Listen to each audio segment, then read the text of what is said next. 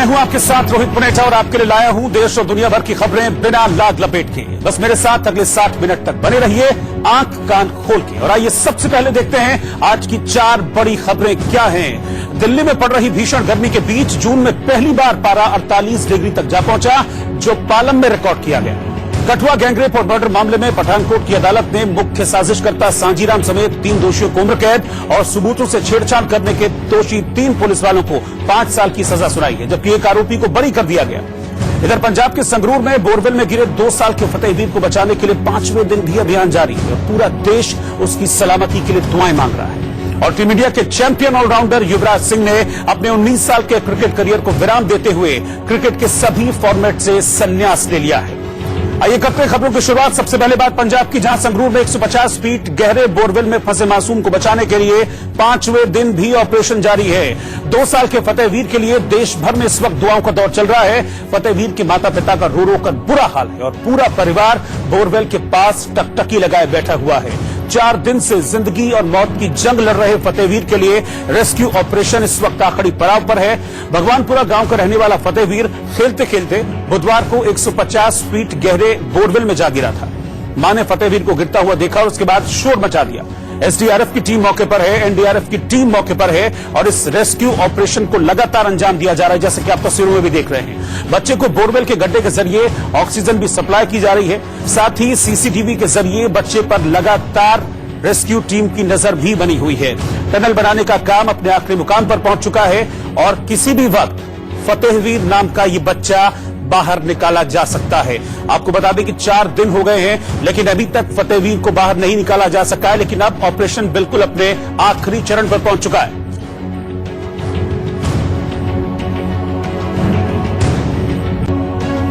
और आपको अब ग्राफिक्स के जरिए हम समझाते हैं कि कैसे 150 फीट के बोरवेल में ये मासूम फतेहवीर गिर गया। फतेहवीर गुरुवार को खेलते खेलते 150 फीट गहरे गड्ढे में गिर गया था। महज 9 इंच चौड़े गड्ढे में फंसे फतेहवीर के लिए गड्ढे में ऑक्सीजन सप्लाई की जा रही है। साथ ही मासूम पर सीसीटीवी के जरिए नजर भी रखी जा रही है। आज यानी कि 10 जून को फतेहवीर का दूसरा जन्मदिन है। ऐसे में पूरा देश यही दुआ कर रहा है कि फतेहवीर सही सलामत गड्ढे से बाहर निकल आए। तो फतेहवीर को बचाने के लिए इस वक्त लगातार रेस्क्यू ऑपरेशन चल रहा है। इस गहरे बोरवेल में फतेहवीर गिरा हुआ है, जिसको बचाने के लिए लगातार कोशिशें की जा रही हैं। 4 दिन हो गए हैं, लेकिन अभी तक कामयाबी नहीं मिली है। अब रेस्क्यू ऑपरेशन अपने अंतिम पड़ाव पर है और जो रेस्क्यू टीम है वो बिल्कुल फतेहवीर के पास पहुंचने वाले हैं। बोरवेल की गहराई के बराबर गड्ढा किया जा रहा है और ये आखिरी चरण में है, जब जो गड्ढा है वो बिल्कुल उसके बराबर पहुंच जाएगा जहां पर फतेहवीर है और फिर फतेहवीर को निकालने के लिए काम शुरू हो जाएगा। लेकिन इस बीच आपको बता दें कि फतेहवीर सुरक्षित रहे, इसके लिए वहां पर पूरी तैयारियां की जा चुकी है। ऑक्सीजन सप्लाई लगातार फतेहवीर को की जा रही है और सीसीटीवी के जरिए लगातार नजर रखी जा रही है फतेहवीर में। और इस वक्त संगरूर से गगनदीप हमारे संवाददाता इस वक्त लाइव जुड़ रहे हैं। गगनदीप, ये बताइए अभी और कितना इंतजार? 4 दिन का इंतजार तो हो चुका है, कब बाहर निकलेगा फतेहवीर? बिल्कुल बताना चाहेंगे कि 100 घंटे से ज्यादा का समय जो है वो हो चुका है फतेहवीर को इंतजार करते हुए कि कब उसको बाहर निकाला जाएगा। पर अभी भी कुछ भी कहना यहाँ पर संभव नहीं होगा कि कितना समय और लग सकता है, क्योंकि ये प्रशासन की बात करें तो ये रेस्क्यू ऑपरेशन नहीं, ये रेस्क्यू एक्सपेरिमेंट कर रहा है। एक्सपेरिमेंट पर एक्सपेरिमेंट इनकी तरफ से किए जा रहे हैं। फतेहवीर को निकालने के लिए कोशिशें जो है वो जरूर की जा रही हैं, पर वो कोई भी कोशिश जो है वो यहाँ पर काम आती नहीं दिखाई दे रही। आपको बता दें कि अभी भी उस रेस्क्यू ऑपरेशन को पूरा नहीं किया गया। अभी भी इनको ये श्योरिटी नहीं है कि वो टनल जो है, जो बोरवेल इनको दिखाई दे रहा है, उसमें वो बच्चा होगा या नहीं। ये है हमारे भारत की टेक्निक्स, ये है हमारा डिजिटल इंडिया, ये भारत की एग्जाम्पल जो है आप देख सकते हैं यहाँ पर इस गांव में, जहां पर एक बच्चा 100 साल से ज्यादा 100 दिनों से ज्यादा जो है वो यहाँ पर फंसा हुआ है। माफ कीजिएगा। लेकिन गगनदीप, ये कहा तो ये जा रहा था कि अब रेस्क्यू ऑपरेशन बिल्कुल अपनी लास्ट स्टेज पे है, अंतिम चरण पे है और अब कुछ देर में फतेहवीर को निकाल लिया जाएगा। उसके माँ बाप का रो रो कर बुरा हाल है, लोगों का जमावड़ा वहां पर लगा हुआ है। इस आस में है कि फतेहवीर बाहर निकले और सही सलामत बाहर निकले। बिल्कुल आपको बताना चाहेंगे कि ये बात सुनते सुनते हमें 5 दिन जो है वो बीत चुके हैं कि फतेहवीर जो है अभी बाहर आ रहा है, पर ऐसी बात जो है वो कहीं ना कहीं हमें दिखाई नहीं दे रही। रेस्क्यू ऑपरेशन जरूर जो है वो तेजी में आ गया है। एम्बुलेंस जो है वो साइड बाय इनकी तरफ से तैयार कर दी गई है ताकि लोगों को ये दिखाया जा सके कि हाँ ऑपरेशन जो है वो सक्सेसफुल हो रहा है। पर आपको बता दें कि अभी भी कुछ भी कहना हमारे लिए ये हम ठीक नहीं समझेंगे कि आगे क्या होने वाला है, आगे कितना समय लगने वाला है, क्योंकि लगातार पिछले 5 दिनों से ऐसा ही हम देखते आ रहे हैं। रेस्क्यूअर्स जो है वो अंदर अब जो पैरेलल टनल है उसमें खुदाई कर रहे हैं। खुदाई करते समय भी इनको एक चिंता जो है वो सता रही है, क्योंकि जो टनल बनाई गई है उसमें अब जो रेता होता है वो नीचे गिर रहा है। उसमें कैप्सूल डाला गया है, उस मिट्टी को रोकने के लिए कैप्सूल डाला गया ताकि मिट्टी जो है वो रुक सके। तो उसके बाद का फर्दर प्रोसेस जो है उसको आगे किया जाए, पर अभी भी किसी तरीके की। गगन, एक आखिरी सवाल, फतेहवीर ठीक है? फतेहवीर ठीक है, इस बात की कोई कंफर्मेशन?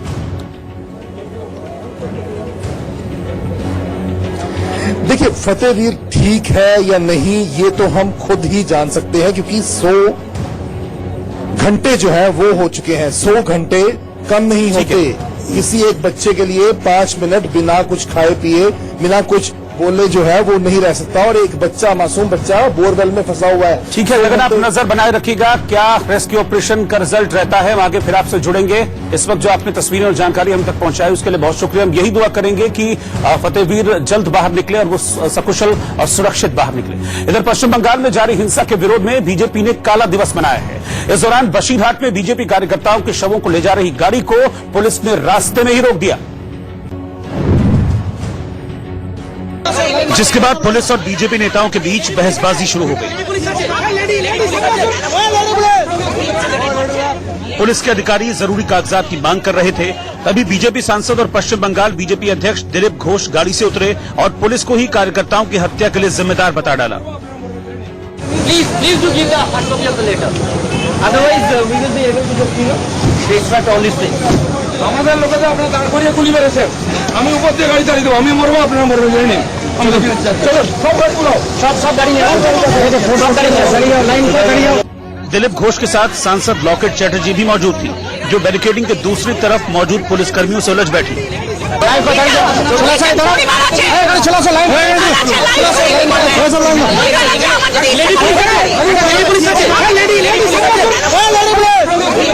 दोनों तरफ से धक्का मुक्की शुरू हो गई। गुस्साए बीजेपी कार्यकर्ताओं ने बैरिकेडिंग नीचे गिरा दी और पुलिस की मौजूदगी में दिलीप घोष आधा दर्जन गाड़ियों के साथ बैरिकेडिंग को हटाते हुए आगे बढ़ गए। और इस तरह प्रदर्शन पश्चिम बंगाल के दूसरे शहरों में भी हुआ है। पुरुलिया में साथी कार्यकर्ताओं की मौत से गुस्साए कार्यकर्ताओं ने ममता बनर्जी का पुतला फूंक दिया और ममता सरकार के खिलाफ जमकर नारेबाजी की। पुरुलिया में बीजेपी कार्यकर्ताओं में साथी कार्यकर्ताओं की मौत और सीएम को लेकर नाराजगी साफ दिख रही थी। दिल्ली में बैठे बीजेपी के बड़े नेताओं ने बंगाल में हिंसा को लेकर ममता सरकार पर हमला बोला।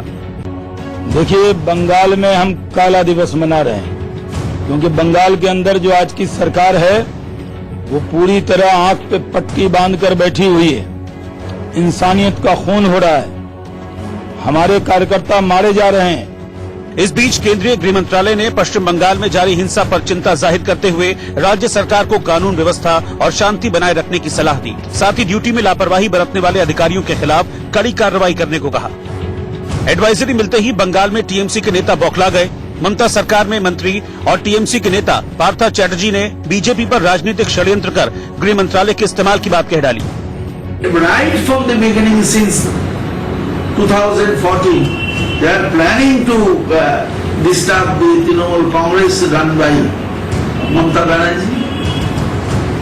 They are also trying to disturb, making conspiracy against this government. जवाब में बीजेपी नेता और केंद्रीय मंत्री मुख्तार अब्बास नकवी ने पलटवार करते हुए ममता सरकार पर ही गंभीर आरोप लगा डाले। बंगाल में स्थिति हो गई है कि चोरी और सीनाजोरी।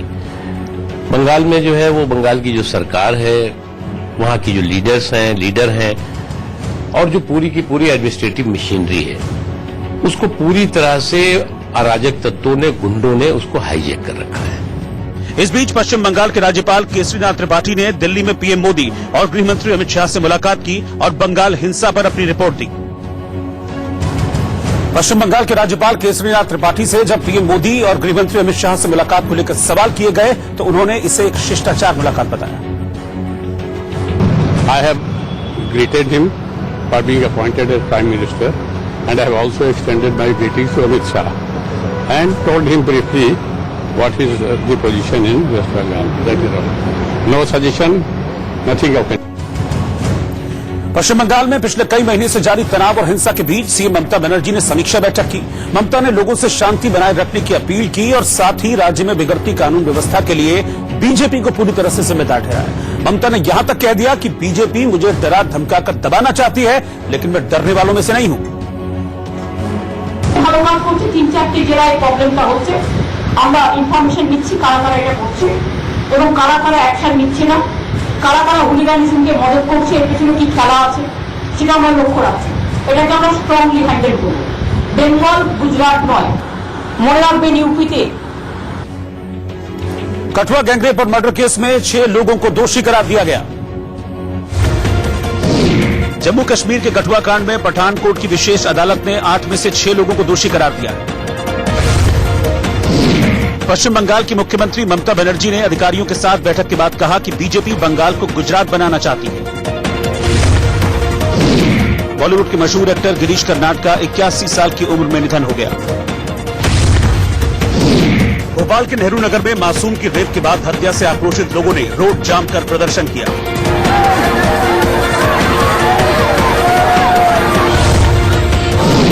मध्य प्रदेश के आगर मालवा में मासूम बच्चियों के साथ बढ़ रही दरिंदगी के खिलाफ महिलाओं ने कैंडल मार्च निकाला। बिटिया के हत्यारों को फांसी दो, फांसी दो। यूपी के बाराबंकी रेलवे स्टेशन पर स्ट्रेचर नहीं मिलने पर एक लड़की के शव को उसके परिजनों ने गोद में उठाकर एम्बुलेंस तक पहुंचाया। भोपाल में मासूम बच्ची के साथ बलात्कार और उसकी हत्या के आरोपी को पुलिस ने खंडवा से गिरफ्तार कर लिया।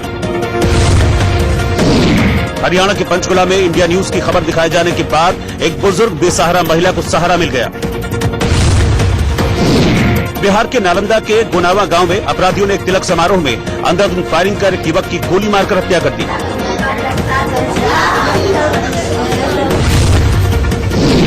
टीवी एक्ट्रेस दीपिका सिंह को उनके एक डांस वीडियो को लेकर ट्रोल किया गया। सुष्मिता सेन ने अपने इंस्टाग्राम अकाउंट पर एक वीडियो शेयर किया है जिसमें उनकी बेटी अपने दोस्त के साथ अक्षय कुमार के गाने माही वे पर डांस करती नजर आ रही है।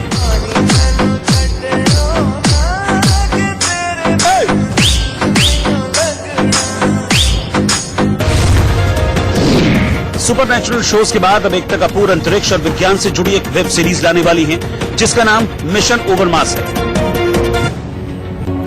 ग्रेटर नोएडा की शाहवेरी में अवैध निर्माण को तोड़ने के प्रशासन के फैसले के विरोध में सैकड़ों फ्लैट बायर्स सड़क पर उतर आए और अथॉरिटी के खिलाफ इन लोगों ने जमकर नारेबाजी की। इनके चेहरे पर ग्रेटर नोएडा अथॉरिटी के खिलाफ गुस्सा और अपने फ्लैट को खोने का डर साफ दिख रहा है। पहले सभी फ्लैट खरीदार पैदल मार्च करते हुए गौतम बुद्ध नगर के डीएम ऑफिस पहुंचे और एक ज्ञापन सौंपा। फिर वापस ग्रेटर नोएडा अथॉरिटी पहुंचकर अथॉरिटी के खिलाफ जमकर भड़ास निकाली। फ्लैट खरीदारों का साफ कहना है कि जब लोग यहां फ्लैट और जमीन खरीद रहे थे तब प्रशासन ने इन्हें रोका क्यों नहीं। जिला प्रशासन हमारे घर को जो है अवैध बता रहे हैं। जब हमने रजिस्ट्री कराई थी, जब उनको पास में हमारे पैसे गए थे तब अवैध नहीं बताया, तब प्रशासन की आंखें बंद थे। अभी पता नहीं कहां से खुल गया सर, अभी बोल रहे हैं कि हमारे घर अवैध है और इसको तोड़ो। अभी अथॉरिटी पहुंचे 500 से ज्यादा फ्लैट खरीदारों की तलखी साफ दिख रही थी। इनका कहना था कि इनके साथ धोखा हुआ है, इन्हें ठगा गया है। डीएम या एडीएम आके हमें आश्वासन नहीं देते हैं कि ऐसा कुछ भी नहीं हमारे साथ होगा और हम सब सेफ है, तब तक अब ठीक है, हम यहाँ से चले जाएंगे। अदरवाइज हम लोग तो यहाँ पे जब तक होगा हम रहेंगे। शाहबेरी में मौजूद वृंदावन गार्डन के आरडब्ल्यूए अध्यक्ष का भी मानना है कि पहले तो अथॉरिटी ने इनसे पूरे पैसे वसूल किए और अब इनकी गाढ़ी कमाई पर बुलडोजर चलवाने की बात कर रही है। 7-8 साल और अब इनकी गाढ़ी कमाई पर बुलडोजर चलवाने की बात कर रही है। 7-8 साल से प्रक्रिया चल रही है, लोग बना रहे हैं, रह रहे हैं। तो जब शासन प्रशासन को क्या दिख नहीं रहा था, भाई ये बन रहे हैं तो इन पर रोक लगा देनी चाहिए थी। हमारा यही है कि जब रोक लग जाती तो इन्हें पब्लिक ना खरीदती। वजह चाहे जो भी हो, लेकिन अथॉरिटी के अधिकारी पहले ही लोगों को जमीन की हकीकत बता देते तो इनकी गाढ़ी कमाई लुटने से बच सकती थी।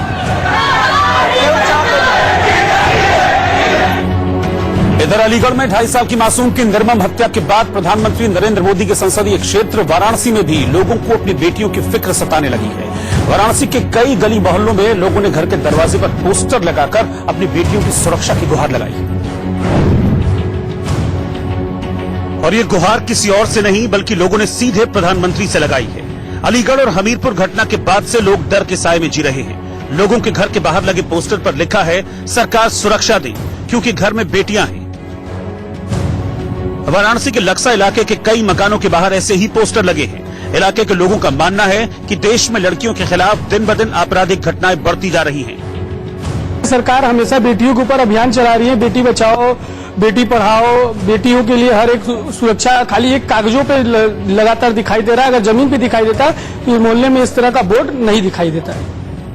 अलीगढ़ में 2.5 साल की बच्ची की हत्या और फिर हमीरपुर में मासूम के रेप समेत ऐसी कई घटनाएं सामने आई हैं जिसने न सिर्फ पूरे यूपी को शर्मसार कर दिया है, साथ ही लोगों में अपने बच्चों को लेकर डर भी भर दिया है। भारत में नेशनल हाईवे बनाने का काम तेजी से जारी है। एक आंकड़े के मुताबिक साल 2018-2019 के दौरान देश में करीब 11,000 किलोमीटर नेशनल हाईवे बनाए गए हैं। ये दिखाता है कि देश में रोजाना करीब 30 किलोमीटर हाईवे बनाए जा रहे हैं। इस दौरान करीब 3,500 किलोमीटर नेशनल हाईवे को 2 लेन से 4 लेन और 4 लेन से 6 लेन चौड़ा भी किया गया है। सबसे ज्यादा नेशनल हाईवे जिन राज्यों में बनाए गए हैं उनमें महाराष्ट्र, कर्नाटक, राजस्थान और उत्तर प्रदेश है। क्योंकि एक आंकड़े के मुताबिक पिछले 2 सालों में महाराष्ट्र में 3,000 किलोमीटर का हाईवे बनाया गया है, जबकि राजस्थान में 2,000 किलोमीटर के हाईवे का निर्माण हुआ है। वहीं उत्तर प्रदेश में 1,300 किलोमीटर हाईवे बनाए गए हैं। हालांकि हाईवे निर्माण के मामले में पंजाब, बिहार और पश्चिम बंगाल अभी सबसे पीछे हैं। बिहार में 7,000 किलोमीटर के नेशनल हाईवे का निर्माण हुआ है, जबकि पंजाब में महज 600 किलोमीटर हाईवे बनाया गया है। वहीं महाराष्ट्र और कर्नाटक में हाईवे बनाने में तेजी की खास वजह यह रही कि ये जो इलाका है ये समुद्र के पास आता है, लिहाजा सरकार बंदरगाहों को जोड़ने वाली सड़कों के निर्माण पर ज्यादा जोर दे रही है। इधर बंगाल के गवर्नर पीएम मोदी से मिले हैं। पश्चिम बंगाल के गवर्नर केसरीनाथ त्रिपाठी ने बंगाल में हिंसा पर पीएम मोदी और गृह मंत्री अमित शाह से मुलाकात की। लापता विमान AN-32 में सवार हरियाणा के पंकज सांगवान के परिजनों ने सरकार से उन्हें जल्द तलाशने की अपील की है। सोमवार को दिल्ली NCR में प्रचंड गर्मी से लोगों का हाल बेहाल रहा। इटावा में डिब्रूगढ़ राजधानी की चपेट में आने से कौशाम्बी के 4 लोगों की मौत हो गई। यूपी के कौशाम्बी में एक कंपनी के गोदाम में आग लगने से अफरा तफरी मच गई। गाजियाबाद की मसूरी इलाके में एक महिला की संदिग्ध परिस्थिति में छत से गिरकर मौत हो गई। उत्तराखंड के काशीपुर से वैष्णो देवी दर्शन को गया परिवार जम्मू से लापता हो गया। सलमान खान की फिल्म भारत देखने के बाद कार्तिक आर्यन ने सलमान के गाने स्लो मोशन पर डांस किया।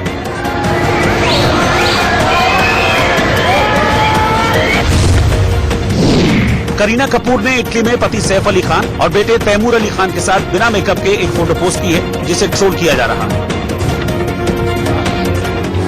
फ्रांस के नॉर्मैंडी को हिटलर के कब्जे से मुक्त कराने के मिशन D-Day की 75वीं सालगिरह के मौके पर जवानों ने पैराशूट से कूदने का प्रदर्शन किया। इस पैराशूट शो में अमेरिका, फ्रांस, ब्रिटेन, नीदरलैंड और बेल्जियम के 900 पैराट्रूपर्स शामिल थे, जिन्होंने फ्रांस के नॉर्मैंडी शहर में उसी जगह पर हैरत अंगेज तरीके से लड़ाकू विमानों से छलांग लगाई जहां 75 साल पहले जून 1944 में मित्र देशों की सेनाओं के जवान कूदे थे।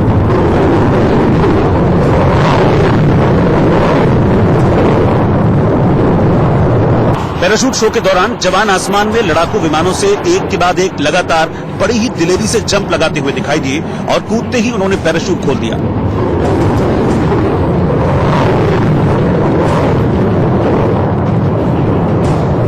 इस दौरान जवानों के करतब को देखने के लिए नॉर्मैंडी में हजारों लोग जमा थे। हवा में घंटों करतब दिखाने के बाद एक एक कर पैराट्रूपर्स बड़ी ही आसानी से जमीन पर उतरे।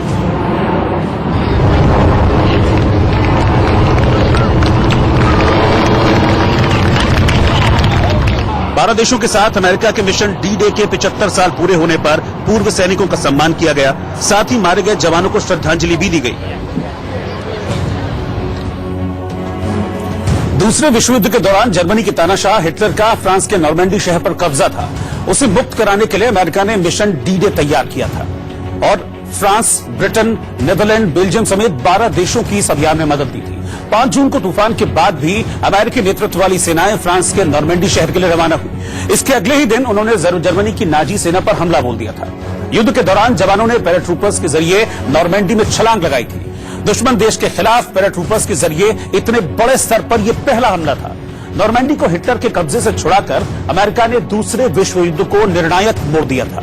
हालांकि नॉर्मेंडी में मित्र राष्ट्रों के करीब 13,000 जवान भी मारे गए थे, लेकिन नॉर्मेंडी हमले का ही असर था कि इसके 11 महीने बाद हिटलर हार गया और दूसरा विश्व युद्ध खत्म हो गया। युवराज सिंह ने क्रिकेट से संन्यास लेने का ऐलान कर दिया। युवी ने ऐसे वक्त संन्यास लेने का ऐलान किया है जब भारत विश्व कप में लगातार अच्छा प्रदर्शन कर रहा है। लेकिन युवराज विश्व कप टीम का हिस्सा नहीं है, जिस पर वो काफी भावुक भी दिखाई दिए। हालांकि संन्यास लेने के ऐलान के दौरान वो अपने क्रिकेट करियर से संतुष्ट नजर आए। In around 22 years and almost 17 years of international cricket on and off, I have decided to move on. Thank you for taking the time out to be here and to support me. युवराज ने दावा किया कि cricket ने उन्हें लड़ना, गिरना, फिर उठना और आगे बढ़ना सिखाया। Cricket has given me everything I have and is the reason why I stand here today. It was a love-hate relationship with the sport. In retrospect, I don't think I hated this game because the love I have for it today, which will remain constant until the end of life. 2017 के बाद से ही युवराज का selection भारतीय team में नहीं हो पा रहा था। आखिरी बार उन्होंने फरवरी 2017 में इंग्लैंड के खिलाफ T20 इंटरनेशनल मैच खेला था। इससे पहले वो साल 2017 में चैंपियंस ट्रॉफी के दौरान भारतीय टीम का हिस्सा रहे थे। युवी ने क्रिकेटर के तौर पर कामयाब होने का श्रेय अपने पिता को दिया है और अपने पिता का सपना पूरा करने की बात कही। युवराज के संन्यास के बाद उनकी मां शबनम ने भी अपने बेटे की उपलब्धियों पर संतोष जाहिर किया। साथ ही उनकी पत्नी हेजल कीच ने भी युवराज के फैसले का समर्थन किया। आई थिंक जब आप वो डिफिकल्ट टाइम में है, आपको नहीं मालूम पड़ा कि ये डिफिकल्टी से जब आप एकदम नीचे जाते हैं, you'll find your own inner strength. And I think ये 2-3 साल से बहुत ऊपर नीचे बहुत ups and downs थे, and I think while we shared that together, हम एक दूसरे से सपोर्ट मिले थे। युवराज की मां ने उन दिनों को भी याद किया जब वर्ल्ड कप 2011 के बाद युवराज की सेहत से जुड़ी खबर ने उनके फैंस और भारतीय टीम को झकझोर दिया था। युवराज सिंह के फेफड़े में कैंसर ट्यूमर डिटेक्ट हुआ था और उन्हें इसके इलाज के लिए लंबे वक्त तक क्रिकेट से दूर रहना पड़ा था। युवराज इस ट्यूमर की पीड़ा के साथ ही वर्ल्ड कप में खेले थे, जिसका दर्द साझा करने और अपने लंबे क्रिकेट करियर को लेकर उन्होंने एक वीडियो भी जारी किया। It was a quality jail, I would say, for me. नहीं? बेटा भी कोई अच्छी बात भी मेरे लिए बोलो, इतनी मेहनत पिता ने तुम्हारे लिए की है। ये कौन सी जेल थी भाई? वो जेल नहीं है, यहाँ पे एक चैंपियन पढ़ रहा था, ऐसे बोलो। उन्होंने अपने लंबे क्रिकेट करियर में सपोर्ट के लिए अपनी मां का शुक्रिया अदा किया। Mother has always stood by me, जब भी in tough times, फादर से बचाना, अपने ऊपर ले लेना। कहीं भी मैंने कोई भी अगर डिसीजन लिया लाइफ में, mother always been there for me. Yuvraj ने वीडियो में बताया कि उन्होंने कभी सोचा भी नहीं था कि वो कैंसर के शिकार होंगे। But the worst thing was obviously cancer. हमने कभी एक्सपेक्ट नहीं किया था कि मैं इससे बीमार हो जाऊंगा। I was not defeated by cancer. I didn't accept कि ये बीमारी मुझे डिफीट कर सकती है। So I never gave up. हालांकि युवराज ने कैंसर को हराया और एक बार फिर क्रिकेट के मैदान पर अपना शानदार खेल जारी रखा। युवराज के शानदार क्रिकेट करियर पर अगर हम नजर डालें तो उन्होंने 40 टेस्ट मैचों की 62 पारियों में कुल 1900 रन बनाए हैं, जबकि 3 शतक और 11 अर्धशतक उनके नाम हैं। वहीं वनडे करियर में युवराज ने 278 पारियों में कुल 8,701 रन अपने नाम किए। इस दौरान उनके बल्ले से 14 शतक और 52 अर्धशतक निकले। 58 T20 मैचेस में 1177 रन बनाने वाले युवराज के नाम 8 हाफ सेंचुरी दर्ज है। उन्होंने टेस्ट मैच में 9, वनडे में 111 और T20 में 28 विकेट भी अपने नाम किए। और शायद यही वजह है कि खेल, फिल्म और राजनीति जगत की हस्तियां उनके संन्यास लेने के ऐलान के बाद उन्हें याद कर रही हैं। अनुपम खेर ने लिखा है कि आपने देश सहित विदेश में रहने वाले करोड़ों भारतीयों को महान क्रिकेटर होने के नाते ही नहीं, बल्कि एक बेहतरीन इंसान होने के नाते भी इंस्पायर किया है। ये कंप्लीट विजेता की पहचान है। आप जैसे लोग कभी रिटायर नहीं होते। हम हमेशा आपकी ताकत और साहस की प्रशंसा करेंगे। अनुष्का शर्मा ने ट्विटर पर लिखा कि यादें देने के लिए शुक्रिया युवराज सिंह, आप योद्धा रहे हैं और बहुत सारे लोगों की प्रेरणा रहे हैं। जिंदगी की नई शुरुआत के लिए शुभकामनाएं। साइना नेहवाल लिखती हैं कि हम वर्ल्ड चैंपियन युवराज सिंह को याद करेंगे। तुमने हमें कई यादें और कई जीत दी। तुम्हारे आने वाले भविष्य के लिए शुभकामनाएं। मुझे यकीन है कि क्रिकेट भी तुम्हें खूब याद करेगा। रवीना टंडन लिख रही हैं कि एक दिल तोड़ने वाला लेकिन बहादुर निर्णय। अपनी बेहतरीन पारियों से हमेशा हमारा मनोरंजन किया, भारत को गौरवान्वित किया। माटी का सच्चा लाल हमारे लिए जीते। इंग्लैंड के खिलाफ T20 विश्व कप में 6 छक्के आज भी हमारे जहन में हैं। आपको भविष्य के लिए शुभकामनाएं। इधर मशहूर अभिनेता, निर्देशक, लेखक और नाटककार गिरीश कर्नाड नहीं रहे। गिरीश कर्नाड पिछले कई दिनों से बीमार चल रहे थे। राष्ट्रपति रामनाथ कोविंद और प्रधानमंत्री नरेंद्र मोदी ने उनके निधन पर शोक जताया है। गिरीश कर्नाड ने 81 साल की उम्र में बेंगलुरु में आखिरी सांस ली थी। वो लंबे समय से बीमार चल रहे थे। उनके शरीर के कई अंगों ने इस दौरान काम करना भी बंद कर दिया था। आपको बता दें कि गिरीश कर्नाड का जन्म 19 मई 1938 को महाराष्ट्र के माथेरान में हुआ था। गिरीश कर्नाड की हिंदी के साथ साथ कन्नड़ और अंग्रेजी भाषा पर भी अच्छी पकड़ थी। गिरीश कर्नाड ने 1970 में कन्नड़ का फिल्म संस्कार से अपने फिल्मी करियर शुरू किया था। वंशवृक्ष नाम की कन्नड़ फिल्म से निर्देशन की दुनिया में उन्होंने कदम रखा। इसके बाद उन्होंने कई कन्नड़ और हिंदी फिल्मों का निर्देशन किया और उसमें अभिनय भी किया। बॉलीवुड में उनका आखिरी फिल्म टाइगर जिंदा है थी, जिसमें वो सलमान खान के साथ नजर आए थे। गिरीश कर्नाड को साहित्य अकादमी, ज्ञानपीठ, पद्मश्री, पद्म भूषण, संगीत नाटक अकादमी, कन्नड़ साहित्य अकादमी और कालिदास सम्मान से सम्मानित किया गया। इधर मध्य प्रदेश के ग्वालियर में एक असिस्टेंट सब इंस्पेक्टर की मौत के बाद जमकर हंगामा हुआ। परिजनों ने अस्पताल पर लापरवाही का आरोप लगाते हुए धरना प्रदर्शन किया।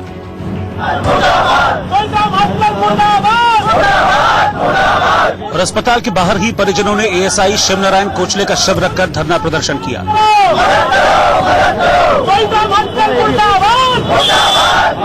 साथ ही पुलिस और अस्पताल प्रशासन के खिलाफ जमकर नारेबाजी की। इस दौरान पुलिस के कई अधिकारी भी मौके पर पहुंचे और समझाने की कोशिश की, लेकिन परिजन आरोपी डॉक्टर को बुलाए जाने की मांग पर अड़े रहे।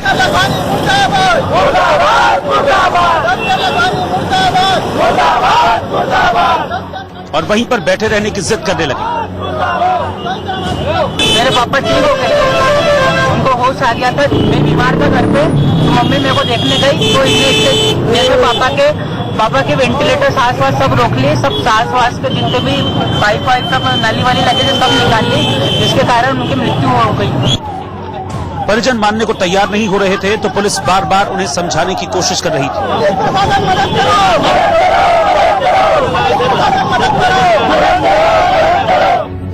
बताया जा रहा कि एएसआई कोचले 23 मार्च को एक हादसे का शिकार हो गए थे और फिर तब से अस्पताल में उनका इलाज चल रहा था। लेकिन आरोप है कि इसके बाद डॉक्टर ने इस केस में गंभीरता नहीं दिखाई। नतीजतन एएसआई की मौत हो गई। हालांकि इस मामले को गंभीरता से लेते हुए अब पुलिस जांच की बात कर रही है। वो छात्रों से थे कि कुछ डिमांड्स थी, उस संबंध में उन्होंने रिटन में आवेदन दिया है, जो कि तहसीलदार हो गए और मेरे द्वारा प्राप्त किया गया, जो कि अग्रिम जांच हेतु सभी संभावित जांच के बाद कार्रवाई की। पुलिस से मिले आश्वासन के बाद परिजनों का गुस्सा शांत हुआ और उन्होंने एएसआई के शव को सड़क से हटा लिया। भारत किसी भी हवाई हमले से बचने के लिए अमेरिका से जल्द ही national advance surface to air missile system second खरीदने जा रहा है। एक अंग्रेजी अखबार की रिपोर्ट के मुताबिक national advance surface to air missile system second न केवल मिसाइल बल्कि किसी भी तरह के लड़ाकू विमान और ड्रोन को पल भर में मारकर गिरा सकता है। भारत अमेरिका से खरीदे गए इस डिफेंस सिस्टम का इस्तेमाल पृथ्वी और एडवांस एयर डिफेंस सिस्टम के अलावा रूसी S-400 और इजरायली बराक डिफेंस सिस्टम के साथ मिलकर करेगा। इन सभी डिफेंस सिस्टम के जरिए भारत किसी भी हवाई खतरे से निपटने के लिए एक सुरक्षा ढाल तैयार करेगा। रक्षा मंत्रालय के सूत्रों के मुताबिक अमेरिका भारत को national advance surface to air missile system बेचने पर जुलाई-अगस्त तक मंजूरी दे सकता है। माना जा रहा है कि इस सौदे में 6,000 करोड़ रुपए की लागत आएगी और अगर सब कुछ ठीक ठाक रहा तो अमेरिका से ये डिफेंस सिस्टम मिलने में 3 से 4 साल तक का वक्त लग सकता है। माना जा रहा है कि national advance surface to air missile system को दिल्ली की सुरक्षा में लगाया जाएगा, जिससे देश की राजधानी को किसी भी तरह के हवाई खतरे से बचाया जा सके। क्योंकि दिल्ली की सुरक्षा में सबसे पहले भारत की खुद की विकसित पृथ्वी एयर डिफेंस सिस्टम और एडवांस एयर डिफेंस सिस्टम तैनात होंगी, जबकि दूसरी रो में तैनात रूसी S-400 मिसाइल डिफेंस सिस्टम किसी भी खतरे को खत्म करने का काम करेगी। वहीं तीसरी कतार में भारत और इजरायल से विकसित बराक 1 की तैनाती होगी। माना जा रहा है कि इन सबके बाद अमेरिका से खरीदी गई एनएएस एएमएस की तैनाती की जाएगी। बालाकोट हमले पर एनसीपी अध्यक्ष शरद पवार ने विवादित बयान दिया है। बालाकोट हमले पर एनसीपी अध्यक्ष शरद पवार ने कहा कि हमला पाकिस्तान में नहीं बल्कि कश्मीर में ही किया गया था। महाराष्ट्र विधानसभा चुनाव को लेकर दिल्ली में महाराष्ट्र बीजेपी कोर कमेटी की मीटिंग अमित शाह के साथ हुई। राजस्थान के जालौर में डिप्टी सीएम सचिन पायलट ने खेत पर बनी एक झोपड़ी में रात बिताई। यूपी के बागपत में सड़क हादसे में घायल एक लड़की का वीडियो वायरल हुआ, जिसमें कुछ लोग मदद के बजाय उसका वीडियो बनाते रहे। अलीगढ़ में मासूम की हत्या के विरोध में गाजीपुर में लोगों ने आरोपियों का पुतला फूंका और आरोपियों को फांसी की सजा की मांग की।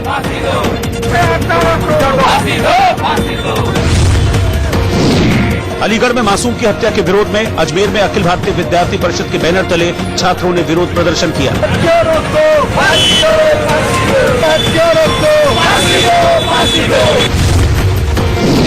मेरठ में एक स्पोर्ट्स फैक्ट्री में भीषण आग लगने के बाद मौके पर पहुंची फायर ब्रिगेड की गाड़ियों ने काफी मशक्कत के बाद आग पर काबू पाया। यूपी के मऊ में दीपन यादव की हत्या के मामले में बीजेपी नेता का नाम आने के बाद ग्रामीणों ने तहसील पर प्रदर्शन किया।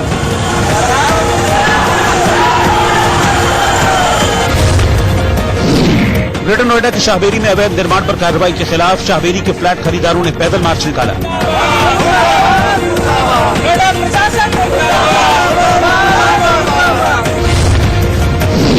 भ्रष्टाचार के एक मामले में इस्लामाबाद हाईकोर्ट ने पूर्व राष्ट्रपति आसिफ अली जरदारी की जमानत याचिका खारिज कर दी। चीन ने कहा कि इस हफ्ते किर्गिस्तान में होने वाली एससीओ शिखर सम्मेलन में सुरक्षा और अर्थव्यवस्था से संबंधित मुद्दों पर चर्चा की जाएगी और साथ ही आतंकवाद के मुकाबले पर ध्यान केंद्रित होगा। जम्मू कश्मीर के कठुआ रेप और मर्डर केस में सेशन कोर्ट ने दोषी करार दिया है 3 लोगों को और उनको उम्र कैद की सजा सुनाई है। कठुआ में 10 जनवरी 2018 को 8 साल की बच्ची गायब हो गई थी, जिसका शव एक धार्मिक स्थल के पास मिला था, जिस पर सुनवाई शुरू होने के 380 दिन बाद फैसला आया, जिसमें मुख्य साजिशकर्ता सांजी राम समेत 3 दोषियों को उम्र कैद की सजा सुनाई गई, जबकि 3 दोषियों को 5-5 साल की सजा का ऐलान किया गया। 6 हुए हैं इसमें। विशाल को छोड़ के सारे सांजी राम, इसमें अनंत दत्ता, दीपक खजूरिया, तिलकराज, सुरिंदर, परवेश। हालांकि एक आरोपी विशाल को बरी कर दिया गया। विशाल को छोड़ दिया। हाँ, विशाल को छोड़। कठुआ में बकरवाल समुदाय की बच्ची का अपहरण, रेप और मर्डर इलाके से इस अल्पसंख्यक समुदाय को हटाने की एक सोची समझी साजिश का हिस्सा था।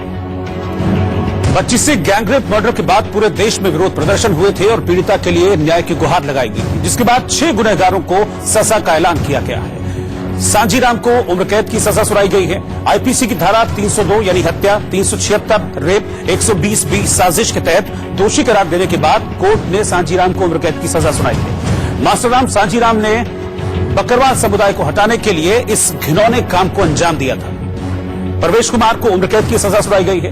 प्रवेश ने बच्ची के साथ रेप किया, फिर गला दबाकर उसकी हत्या कर दी थी। इसके अलावा दीपक खजूरिया भी वो शख्स है जिसको उम्र कैद की सजा सुनाई गई है। विशेष पुलिस अधिकारी यानी एसपीओ दीपक खजूरिया ने बच्ची को नशीली दवाएं पिलाकर उसके साथ रेप किया था। आनंद दत्ता को 5 साल की सजा सुनाई गई है। सब इंस्पेक्टर आनंद दत्ता ने सांजी राम से 4 लाख रुपए की रिश्वत लेकर महत्वपूर्ण सबूतों को नष्ट कर दिया था। सुरेंद्र वर्मा को भी इस मामले में 5 साल की सजा सुनाई गई है। जम्मू कश्मीर में विशेष पुलिस अधिकारी सुरेंद्र वर्मा ने भी सबूत नष्ट किए थे। इसके अलावा तिलकराज को भी 5 साल की सजा सुनाई गई है। हेड कांस्टेबल तिलकराज ने भी सांजी राम से रिश्वत लेकर जो अहम सबूत थे इस मामले के, उसको नष्ट किया था। विशाल को बरी कर दिया गया है। 7वें आरोपी सांजी राम के बेटे विशाल को कोर्ट ने सबूतों के अभाव बरी कर दिया। इससे पहले कठुआ केस में पूरा देश इंसाफ की गुहार लगा रहा था, तो वहीं कुछ लोग आरोपियों को बचाने की वकालत कर रहे थे। इसीलिए इस मामले ने राजनीतिक तूल भी पकड़ लिया था। न सिर्फ राजनीतिक बल्कि इस मामले ने धार्मिक रंग भी ले लिया था, क्योंकि मुस्लिम बच्ची के साथ रेप हुआ था और वो भी मंदिर में। दरअसल कठुआ में पिछले साल 10 जनवरी को 8 साल की मासूम बच्ची को अगवा कर एक मंदिर में 3 दिन तक बंधक बनाकर रखा गया। इसके बाद बच्ची के साथ दुष्कर्म किया गया। पीड़िता को 4 दिन तक बेहोश रखा गया और बाद में उसकी हत्या कर दी गई। इसके बाद 17 जनवरी 2018 को बच्ची का शव मिला, जिसके बाद कुछ लोगों ने इस मामले में चार्जशीट दाखिल करने की जो रोकने की कोशिश इस दौरान की थी।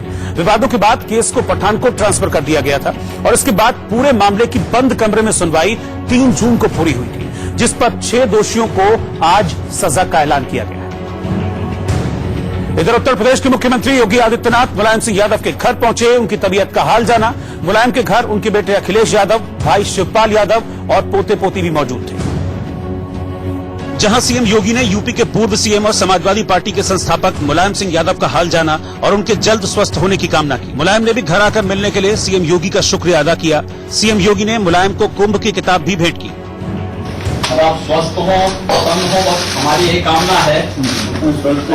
जी मैंने इसलिए जो है सीएम योगी ने मुलायम परिवार के साथ तस्वीर भी खिंचवाई। उसके बाद मुलायम से इजाजत लेकर बाहर निकल गए। पूर्व सीएम अखिलेश यादव सीएम योगी को गाड़ी तक छोड़ने बाहर आए और उनका शुक्रिया अदा किया। रविवार को मुलायम सिंह यादव की तबीयत अचानक से बिगड़ गई थी, जिसके बाद उन्हें लखनऊ के राम मनोहर लोहिया अस्पताल में भर्ती कराया गया था। इधर बीजेपी के राष्ट्रीय महासचिव और पश्चिम बंगाल के प्रभारी कैलाश विजयवर्गीय का साफ कहना है कि अगर बंगाल में स्थिति नहीं सुधरी तो फिर केंद्र के पास राष्ट्रपति शासन लगाने के अलावा कोई विकल्प नहीं रहेगा। बंगाल जैसे हालात रहे जहां पर कि लॉ एंड ऑर्डर बिगाड़ने का काम सिर्फ मुख्यमंत्री करे, तो मैं समझता हूं इसके बारे में निश्चित रूप से विचार किया जा सकता है। आज गृह मंत्रालय ने एडवाइजरी जारी की है और अधिकारियों से भी निर्देश दिया है कि आप लॉ एंड ऑर्डर मेंटेन करें, और यदि इसके बाद भी लॉ एंड ऑर्डर की स्थिति नहीं सुधरी फिर हम लोग सब बैठकर पार्टी में विचार करेंगे। उत्तराखंड में नंदा देवी चोटी पर लापता हुए 8 पर्वतारोहियों की तलाश के लिए अब आईएमएफ यानी इंडियन माउंटेनियरिंग फाउंडेशन ने पहल की है। जानकारी के मुताबिक आईएमएफ ने नंदा देवी पर लापता 8 पर्वतारोहियों के लिए अभियान शुरू किया है।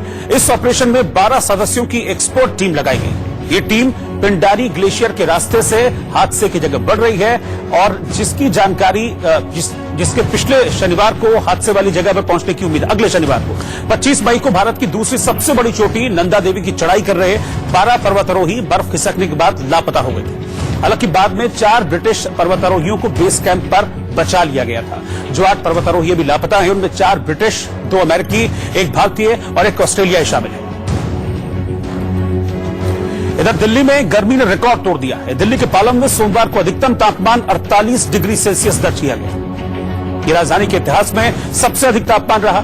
इससे पहले 9 जून 2014 को पालम में तापमान 47.8 डिग्री दर्ज किया गया था। वहीं सफदरजंग में सोमवार का तापमान 45.6 डिग्री दर्ज किया गया, जो कि सीजन में सबसे ज्यादा है। सफदरजंग में 17 जून 1945 को अधिकतम तापमान 46.7 डिग्री दर्ज किया जा चुका है। राजधानी में सफदरजंग और पालम 2 सेंटर्स पर तापमान रिकॉर्ड किया जाता है।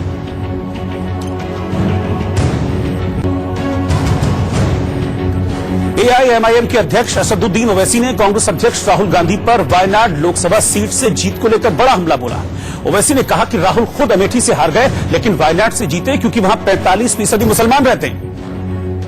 The matter is that he lost in Amethi and he won in Wayanad, and it is also a fact that in Wayanad nearly 45% of the electorate are Muslims. That is what I said. Congress party को, secular parties को इतनी बड़ी तादाद में secularism के नाम पर सबसे ज्यादा इन वोट मिला है तो मुस्लिम माइनॉरिटी का मिला है, और ये मैं नहीं कह रहा हूं, ये सीएसडीएस का डेटा है। हांगकांग में लाखों की तादाद में लोग सड़कों पर प्रदर्शन करने के लिए उतर आए। बड़ी संख्या में एकजुट हुए इन लोगों का गुस्सा चीन के खिलाफ था, जो सैलाब बनकर हांगकांग की सड़कों पर निकला।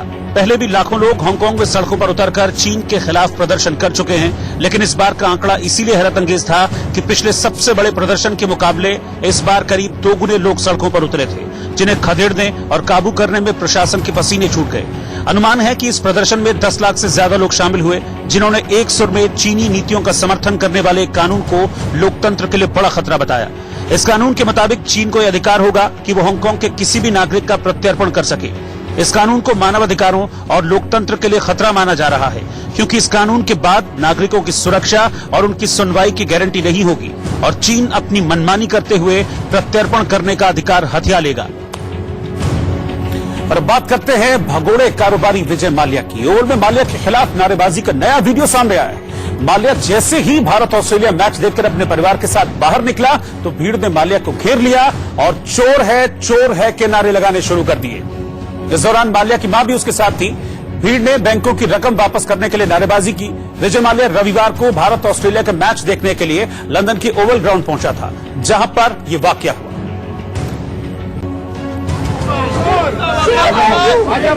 Thank you. Forget it. Thank you. Vijay, don't spoil it. Vijay, mama.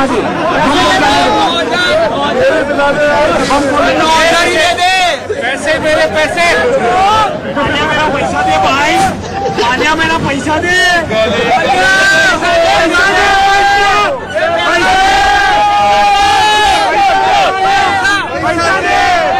चोर चोर चोर चोर मालिया चोर चोर मालिया चोर चोर चोर चोर मालिया चोर। और अब वक्त है हमारे उस खास सेगमेंट का जिसमें हम आपको ऐसी ऊटपटांग हरकतों वाले वीडियो दिखाते हैं जिनमें कुछ हरकतें खतरनाक भी होती हैं और उन्हें बिना ट्रेनिंग लिए दोहराना खतरनाक हो सकता है। स्विमिंग पूल में जंप मारने के आपने कई करतब देखे होंगे। ये बच्चा भी उन्हीं में से एक है। इसने एक छलांग में पूल पार करने की सोची और उसमें वो कामयाब भी हुआ, लेकिन फिर क्या हुआ? आई ना आपको भी हंसी।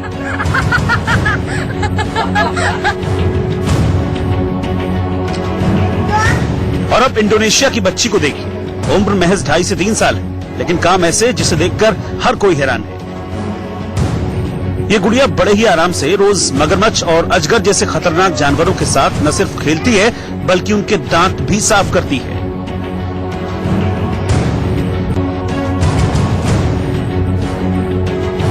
इस बच्ची की उम्र है 12 साल और नाम है नेथनान। इसने इतनी कम उम्र में वो कारनामा कर दिखाया जिसे कर पाना अच्छों की बस की बात नहीं है। नेथनान 12 साल की उम्र में न सिर्फ एक प्रोफेशनल मेकअप आर्टिस्ट है बल्कि इन्होंने खुद के बर्थडे पर BMW जैसे महंगे ब्रांड की टॉप सीरीज खरीद कर गिफ्ट की है।